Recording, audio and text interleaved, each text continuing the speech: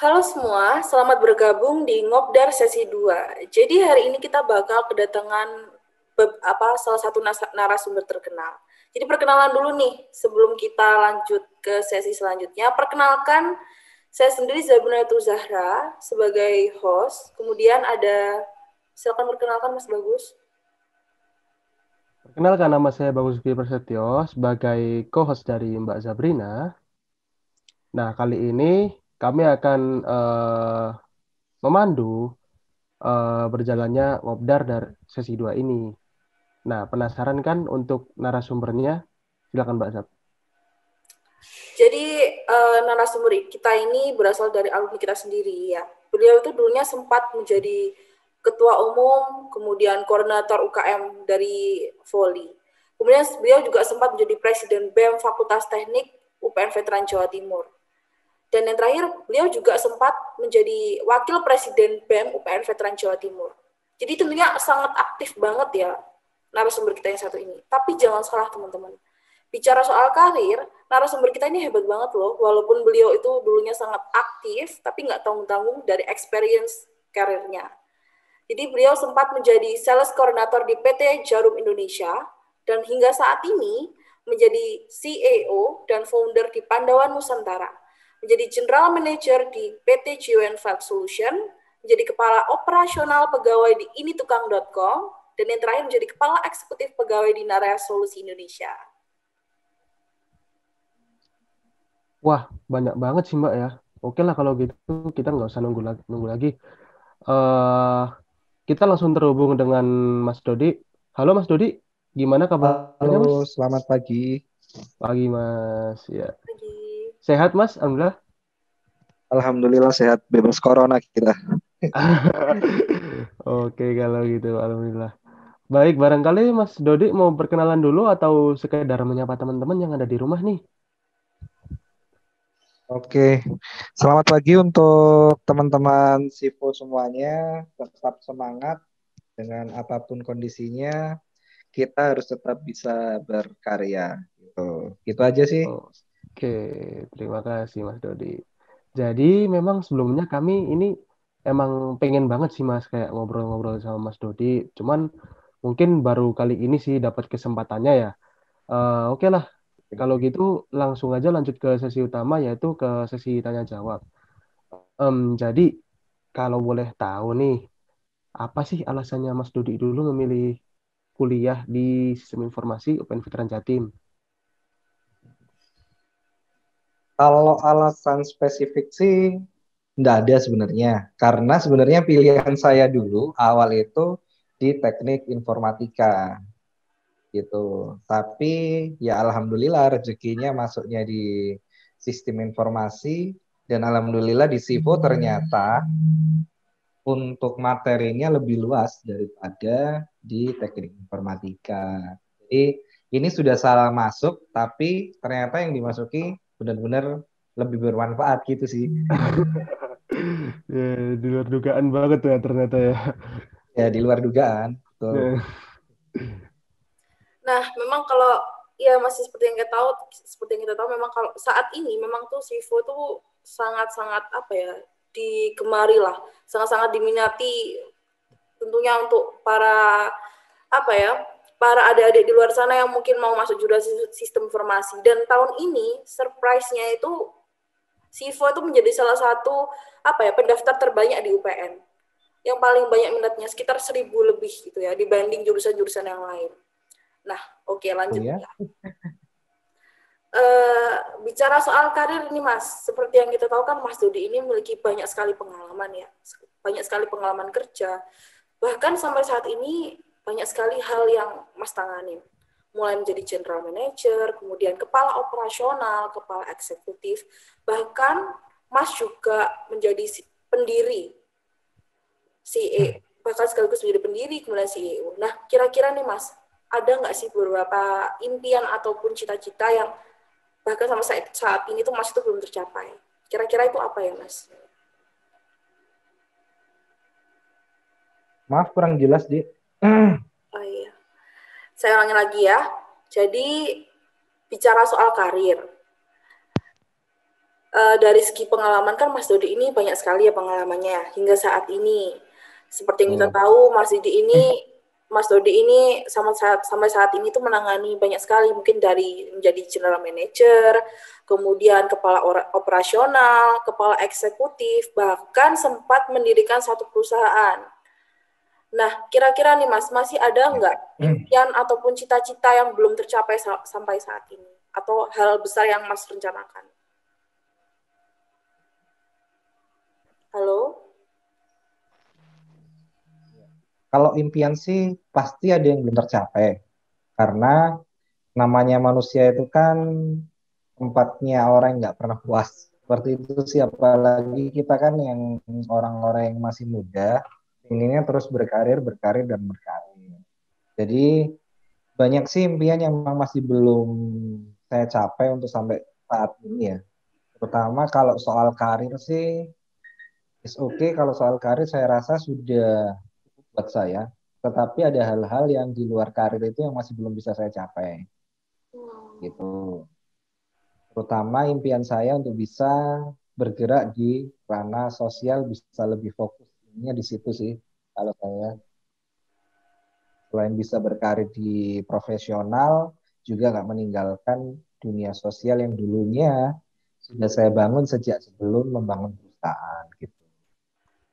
Jadi memang banyak sekali yang masih belum bisa saya capai, terutama kalau soal karir sih insya Allah saya sudah oke, sudah cukup lah kayak gitu. Cuma tinggal kita mengembangkan perusahaan ini bisa berkembang lagi. Oke. Iya.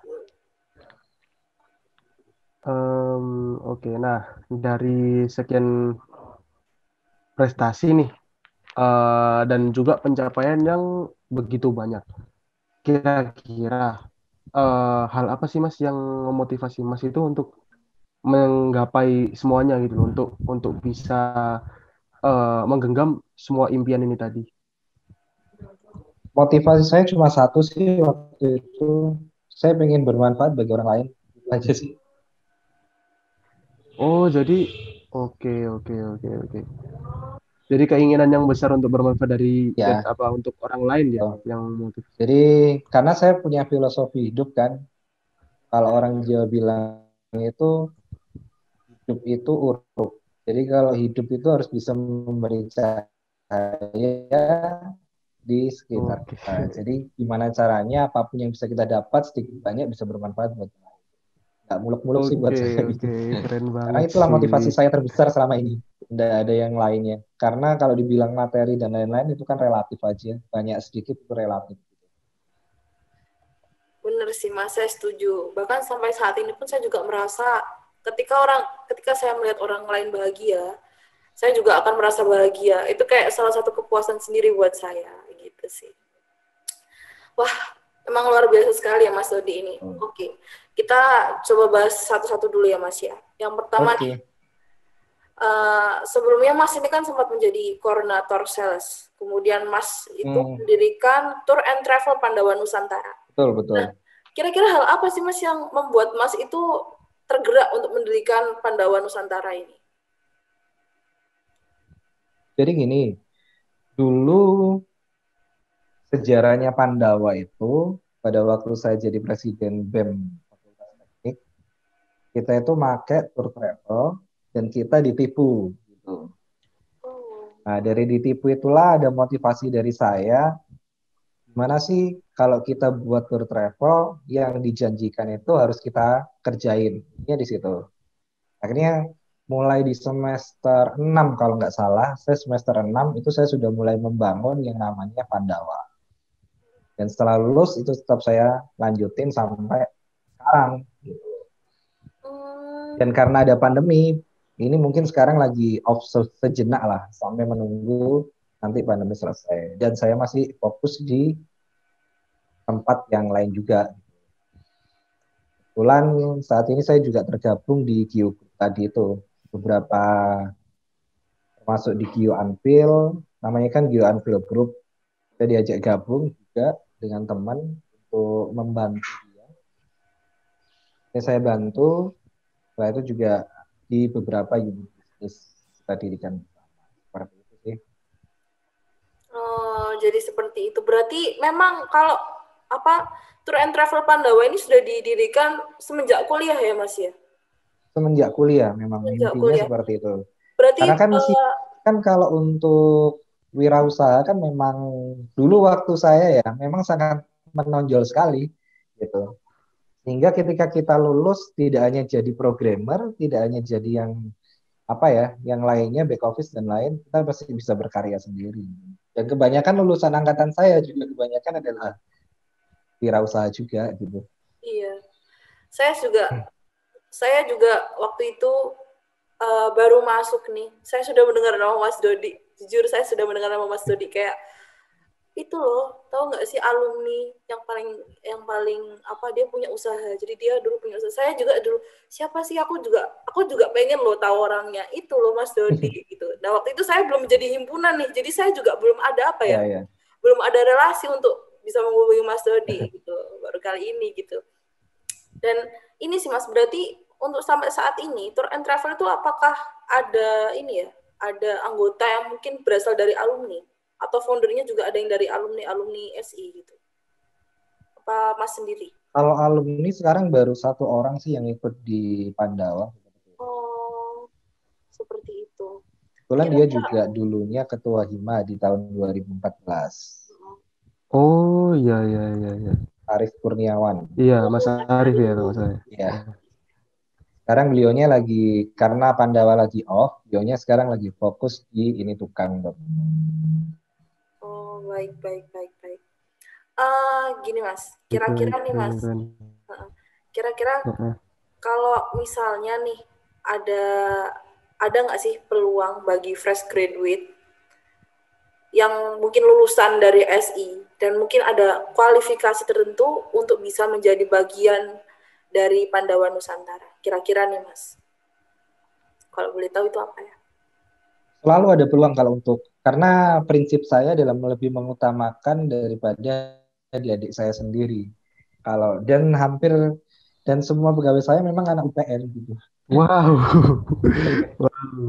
Keren sih. Karena gimana ya, kita kan dulu pernah di universitas, kita punya cita-cita kalau bisa, sebisa mungkin kita membuka lapangan pekerjaan itu untuk adik-adik kita. Seperti itu. Oke. Ini ada hal yang mau saya tanyakan lagi. Kira-kira nih Mas, kalau misalnya saya masuk atau bergabung di Pandawa Nusantara, nah untuk saya mengembangkan diri itu menjadi tanggung jawab pribadi saya atau nanti menjadi tanggungan dari perusahaan? Misalnya saya mau Kalau untuk pengembangan diri itu, ya, untuk pengembangan diri kita sebagai pimpinan biasanya memberikan tugas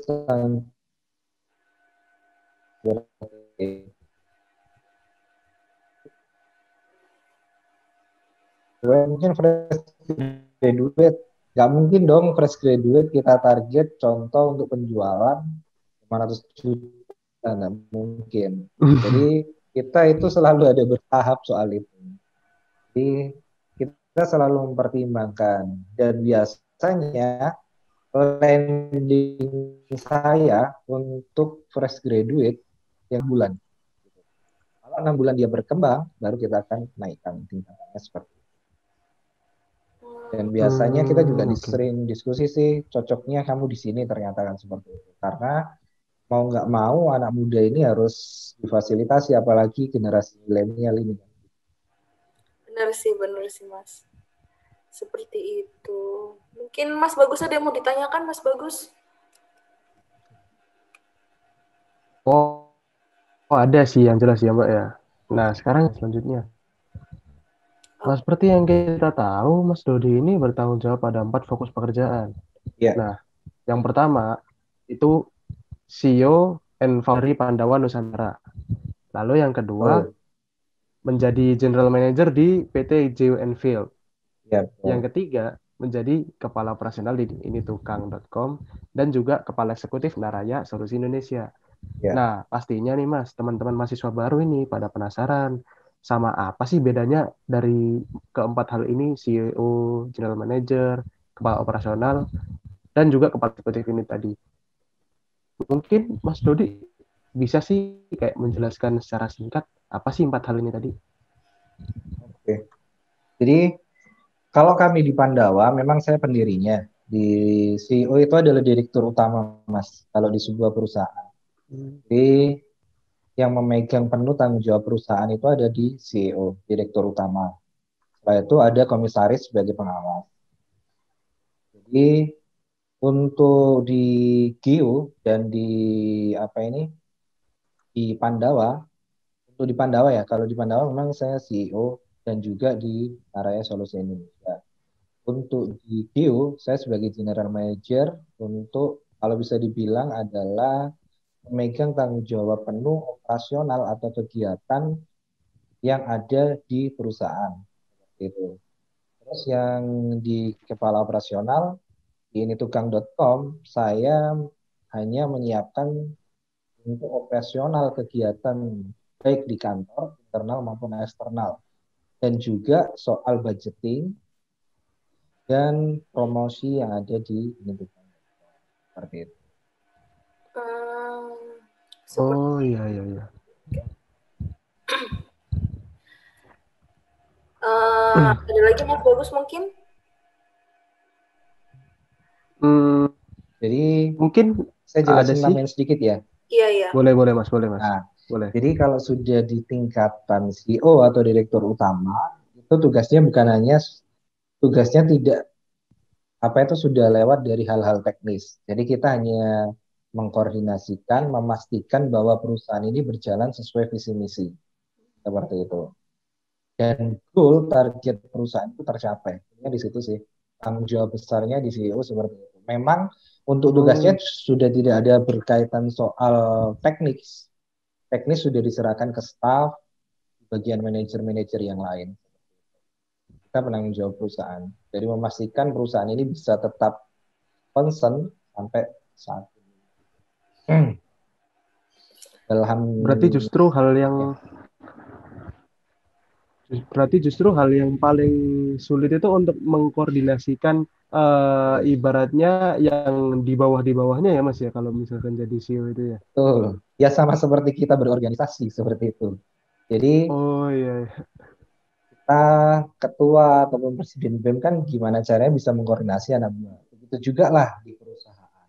Kalau di HIMA atau organisasi mahasiswa itu kan lebih ke sosial. Kalau kita kan sudah profit oriented. Jadi memang benar-benar harus strength untuk soal tugas dan tanggung jawab. Gitu sih. Baik-baik. Oke oke oke mas. Nah ini pasti nih mas kayak teman-teman di rumah tuh juga penasaran sih. Misal kayak kalau misal saya nih mau menjadi kayak seorang kepala operasional atau Hmm. katakanlah general manager dan lain-lain, itu kualifikasi umum apa nih yang menjadi patokan agar bisa diterima di suatu perusahaan? Perusahaan. Kalau untuk kualifikasi umum sih yang pasti kalau secara pribadi ya, kalau menilai itu kita harus cakap terhadap apa ini anak buah, kita harus tegas. Setelah itu yang pasti kita harus jiwa kepemimpinan itu harus benar-benar tertanam. Tidak boleh ada saling sungkan atau sungkan karena kita kan jadi pimpinan nih, menguasai semuanya seperti itu. Tidak harus kita menguasai materi kita tidak, tetapi kita harus bisa mengkoordinasikan tim kita sebisa mungkin untuk bisa sesuai tadi itu yang saya jelasin tujuan perusahaan ini, goal target perusahaan yang kita tetapkan. Dan untuk Hmm, mencapai itu biasanya memang jenjangnya agak lama, sepertinya seperti itu. Gitu. Tergantung sih, tergantung pimpinan melihat kita ini berproses seperti apa, prosesnya lambat atau cepat seperti itu. Mungkin kalau saya sekarang saat ini mungkin saya rasa proses saya terlalu apa ya, terlalu cepat di usia saya yang sekarang baru 31 tahun gitu. Sudah terlalu cepat memang. Sehingga tahapan-tahapan itu saya lalui cukup tidak sampai 1 tahun untuk mulai dari staff dari itu dari 1 tahun. Dan itu semua yang perlu teman-teman pahami di terutama teman-teman hima atau yang masih kuliah semua itu dipupuk dari organisasi. Intinya di situ. Jadi Eman kalau nggak ikut ketika kita masih di dunia kampus, kita nggak ikut organisasi. Karena kalau saya interview orang, yang paling pertama saya tanyakan adalah pernah ikut organisasi atau tidak. Kalau sudah tidak pernah, saya tidak akan pernah ambil. Itu sih. Oh iya Benar-benar iya iya Mas. iya. Bener bener Tapi, Mas Mas. Mas. iya. Tapi saya nih sampai saat ini Mas sering mendengar bahwa seperti ini. Wah, nanti kalau kalian ikut organisasi, nilai kalian bakal jelek dan lain sebagainya. Jadi itu biasanya mahasiswa itu cenderung berpikir dua kali ketika mengikuti organisasi seperti itu. Sedangkan mereka juga tidak tahu seberapa jelas pentingnya organisasi nih Mas. Misalnya, ya ini makanya itu. Jadi Mas Dodi ini suatu pembuktian bahwasanya orang yang paling aktif di dalam satu jurusan itu juga bisa menjadi orang yang paling sukses karena keaktifannya tersebut di waktu perkuliahan. Itu gimana sih Mas pendapatnya Mas? Kayak orang tuh masih banyak yang menganggap kalau misalnya organisasi itu menjadi penghambat dalam dunia perkuliahan. Enggak sih, kalau saya secara pribadi, jelek atau tidak jelek nilai kita itu urusan dengan kita sendiri sebenarnya. Semuanya kan kembali lagi ke manajemen waktu yang kita atur. Kalau kita bisa mengatur kapan waktu kuliah, kapan ngerjain tugas, kapan berorganisasi, insya Allah selesai. Gitu. Yang paling penting adalah ke teman-teman, ini generasi milenial ya. Kebanyakan memang sekarang memang semuanya serba instan seperti itu. Jadi yang paling penting adalah ketika teman-teman ada melaksanakan kegiatan, yaitu kuliah, entah organisasi, apapun, itu yang paling penting adalah teman-teman harus punya manajemen waktu. Mulai pagi, kalau saya dulu selalu mencatat, kalau setiap pagi, adalah jam 3 saya bangun, sholat, biasanya jam 1 atau jam 12 malam setelah diskusi. Pagi ya waktunya kuliah, datang lagi kuliah. Itu tergantung ke kita aja. Kita malas atau enggak. Ininya di situ. Benar. Jadi bukan salah organisasinya, bukan salah kuliahnya kalau nilai kita jelek gitu. Yang salah adalah diri kita sendiri. Itu yang paling penting. Jadi ini pesan sih ya dari Mas Dodi mungkin untuk para maba, para mahasiswa baru ataupun teman-teman nih yang sekarang mungkin di semester awal ataupun semester atas. Jadi jangan takut untuk berorganisasi. Ketika kalian bisa memanajemen waktu kalian dan memanajemen diri kalian sendiri, pasti segala hal itu bisa dilakuin. Asalkan kalian niat dan gak males. Itu sih kuncinya kalau dari saya. Benar ya? Oke, kita lanjut ya. Kita lanjut ke yang selanjutnya.